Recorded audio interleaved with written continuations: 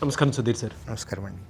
ప్రస్తుతం అంటే ఎవరైతే బ్యాంక్ ఎగ్జామ్స్ రాసేటువంటి పిల్లలు ఉన్నారో ప్రిలిమ్స్ దగ్గరకు వచ్చేస్తుంది కాబట్టి ఎలాంటి జాగ్రత్తలు పాటించాలి వాళ్ళు, అంటే అటెంప్ట్ చేసేటప్పుడు తెలుసుకోవాల్సినటువంటి కొన్ని ముఖ్యమైన విషయాలు అంటే ఏం చెప్తారు? ఇందులో 2 ఆస్పెక్ట్స్ అండి. ఒకటి ఎగ్జామ్ హాల్కి మనం తీసుకువెళ్లాల్సిన డాక్యుమెంట్స్, ఒకటి that is very important. Exam హాల్లో మనం చేయాల్సింది ఏంటి, ఎగ్జామ్ హాల్ బయటకు వచ్చిన తర్వాత చేయాల్సిన ఇంకొక పని ఉంటుంది, అది కూడా చాలా జాగ్రత్తగా చూసుకోవాలి. ఓకే. సో ఎగ్జామినేషన్ హాల్ లోపల మనకిచ్చే టైం 1 అవర్. ప్రిలిమ్స్ ఎగ్జామ్ ఎప్పుడు కూడా it is a speed test. Me subject నాలెడ్జ్ని అక్కడ మేజర్గా టెస్ట్ చేయడం లేదు.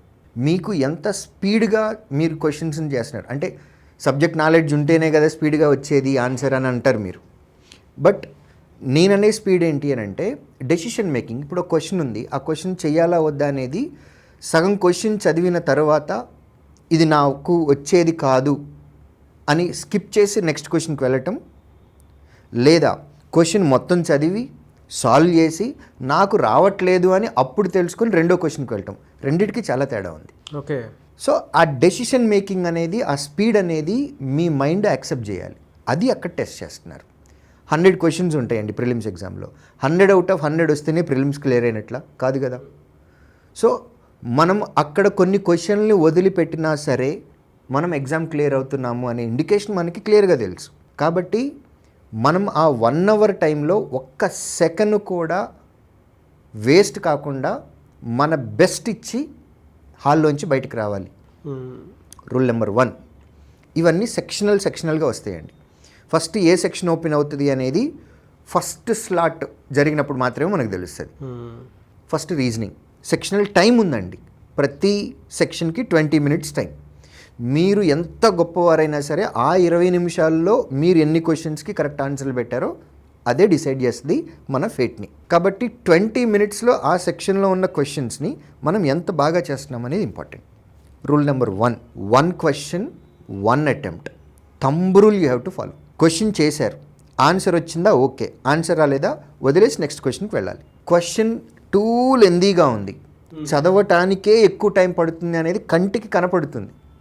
ఆ క్వశ్చన్ని హోల్డ్ చేసి there is an option called mark for review చేసి నెక్స్ట్ క్వశ్చన్కి వెళితే బెస్ట్. 100% ఈ క్వశ్చన్కి రైట్ ఆన్సర్ అని తెలిసినప్పుడు మాత్రమే ఆన్సర్ పెట్టాలి. Rule number 3.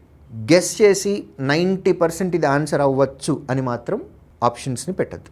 ఇంగ్లీష్ సెక్షన్లో స్పెషల్లీ ఎవరికైనా సరే లాస్ట్లో ఒక 2 నిమిషాలు మిగిలింది అని అనుకున్నప్పుడు మరలా వెళ్ళి ఆల్రెడీ ఆన్సర్ చేసినటువంటి క్వశ్చన్స్ని ఇంకొకసారి మాత్రం చూడద్దు.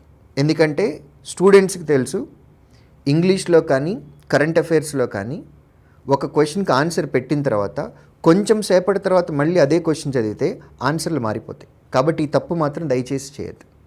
మార్క్ ఫర్ రివ్యూ పెట్టుకున్నటువంటి క్వశ్చన్స్ ఏమన్నా ఉంటే వాటి మీద రీవర్క్ చేయండి, నో ప్రాబ్లం. బట్ ఆల్రెడీ ఇంగ్లీష్లో ఆన్సర్ పెట్టిన తర్వాత మళ్ళీ రెండోసారి మాత్రం చదవద్దు. సో ఈ రూల్స్ని ఇప్పుడు క్వశ్చన్ రాలేదు అని అన్నప్పుడు మనం బాధపడాల్సిన అవసరం లేదండి. ప్రిలిమ్స్ ఎగ్జామ్కి వెళ్ళేటప్పుడు మైండ్ సెట్లో ఇవాల్టి పేపర్లో నేను 80 క్వశ్చన్లు ఆన్సర్ ఖచ్చితంగా పెట్టి తీరాలి అనే మైండ్ సెట్ తోటి మాత్రం వెళ్ళకండి. 80 మీకు వస్తున్నాయి అని అంటే 20 పోతున్నాయి అనే అర్థం. మైండ్ సెట్ ఎలా వెళ్ళాలంటే ఇవాల్టి పేపర్లో నేను 20 క్వశ్చన్లు వదిలిపెట్టచ్చనే మైండ్ సెట్ తోటి వెళ్ళండి. ఓకే.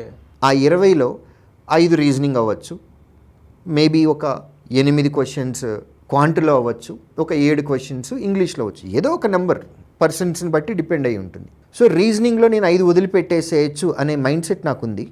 రీజనింగ్లో ఫస్ట్ క్వశ్చన్ టూ లెందీగా వచ్చింది, క్వశ్చన్ చూసిన వెంటనే నేను 5 వదిలిపెట్టచ్చు, అందులో ఒకటి ఇదే, స్కిప్ చేసి వెంటనే నెక్స్ట్ క్వశ్చన్కి వెళ్తాను. అలా కాకుండా నాకు ఇవాళ పేపర్లో 80 క్వశ్చన్లు ఖచ్చితంగా రావాలి అనే మైండ్ సెట్ ఉంది అని అనుకోండి, ఫస్ట్ క్వశ్చనే టూ లెందీగా ఉంది, డిమోటివేట్ అయిపోతాను. ఫస్ట్ క్వశ్చన్ చేశాను కానీ నాకు రాలేదు, డిమోటివేట్ అవుతాను. క్వశ్చన్ చదువుతుంటే ఫర్ ద ఫస్ట్ టైం నేను నా లైఫ్లో అలాంటి క్వశ్చన్ చదువుతున్న ఫీలింగ్ నాలో వచ్చింది, నేను డిమోటివేట్ అవుతాను. సో 80 అనే ఫిగర్ లోపలొద్దు, రిమైనింగ్ 20 పెట్టుకోవాలి. 20 క్వశ్చన్లు నేను వదిలేయచ్చు అనే మైండ్ సెట్ తోటి వెళ్ళాను. ఇందాక నేను చెప్పిన ఎగ్జాంపుల్స్లో ఏ టైప్ ఆఫ్ క్వశ్చన్ వచ్చినా సరే, అమ్మాయి 20లో ఒకటి పోయింది, ఇంకా 19 వదిలిపెట్టచ్చు. ఇది positive and self confidence increase చేసేలాగా ఉంటుంది. కాబట్టి ప్రిలిమ్స్కి వెళ్ళేటప్పుడు ఈ పాయింట్లు బాగా అబ్జర్వ్ చేయాలి. నెక్స్ట్, ఎగ్జామినేషన్ హాల్కి వెళ్ళటానికి అంటే ముందేం చేయాలి? స్పెషల్లీ ముందు రోజు టూ మచ్ హెవీ ఫుడ్ తినద్దు. రెగ్యులర్ ఫుడ్ మాత్రమే తినాలి, దట్ టు లైట్ ఫుడ్ తినాలి. స్పెషల్లీ నైట్ ఎర్లీగా పడుకోవాలి. నైట్ బిర్యానీలు, ఆయిల్ ఫుడ్, జంక్ ఫుడ్ ఇవన్నీ తింటే కడుపు పాడైంది అని అనుకోండి, ఎగ్జామ్ సరిగా రాయలేం. కాబట్టి light food, easy to digest, ఎర్లీగా బెడ్కి వెళ్ళిపోవాలి, పడుకోవాలి, ఫ్రెష్ మైండ్తో లేవాలి. ఎగ్జామ్కి టైం కంటే అట్లీస్ట్ 1.5 hour మనం ఎగ్జామ్ సెంటర్కి రీచ్ అయ్యేలాగా మనము జర్నీ ప్లాన్ చేసుకోవాలి. ఓకే. హాల్ టికెట్ని డౌన్లోడ్ చేసుకొని దాని మీద వాళ్ళ పాస్పోర్ట్ సైజ్ ఫోటో అక్కడ అంటించి అవే కాపీస్ ఇంకొక 2 కాపీస్ వాళ్ళ దగ్గర పెట్టుకోవాలి. ఫోటో ఐడి ప్రూఫ్ ఒకటి తీసుకోవాలి, original card. Same photo ID proof యొక్క అటెస్టేషన్, సెల్ఫ్ అటెస్టేషన్ జిరాక్స్ తీసుకుని వాళ్ళే సంతకం పెట్టి అది ఎగ్జామినేషన్ హాల్కి తీసుకువెళ్ళాలి. ఒక 2 పెన్నులు తీసుకెళ్ళాలి. ఆ 2 పెన్నులు కూడా ఫ్రెష్గా కొత్తగా ఉండే పెన్నులు కాకుండా ఆల్రెడీ ఒక 5-6 రోజుల నుంచి వాడుతున్నటువంటి పెన్నుని ఒక 2 పెన్నులు తీసుకొని వెళ్ళాలి.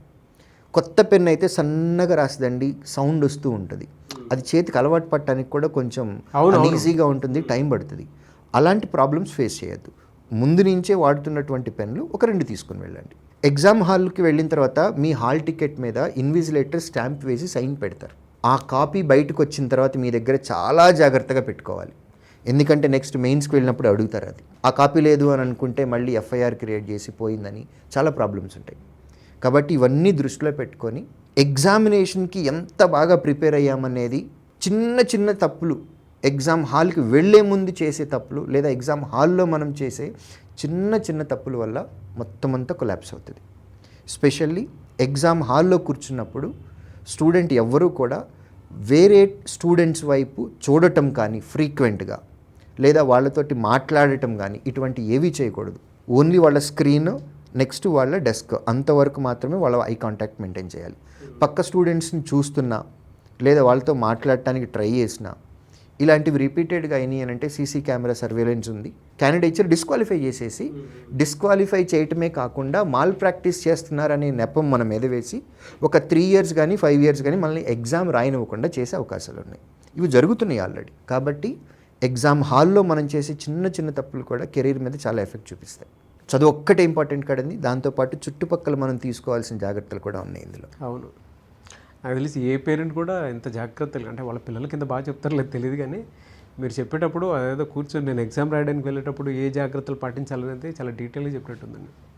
చాలా బాగా చెప్పారు. ఏమైనా పేరెంట్స్ అయినా సరే అంటే వీడియో చూసేటప్పుడు డెఫినెట్లీ షేర్ చేస్తారు. ఓకే, మా పిల్లలకి ఇది చెప్పాలేమో ఇంత డీటెయిల్గా అనేటువంటి భావన అయితే కలిగింది.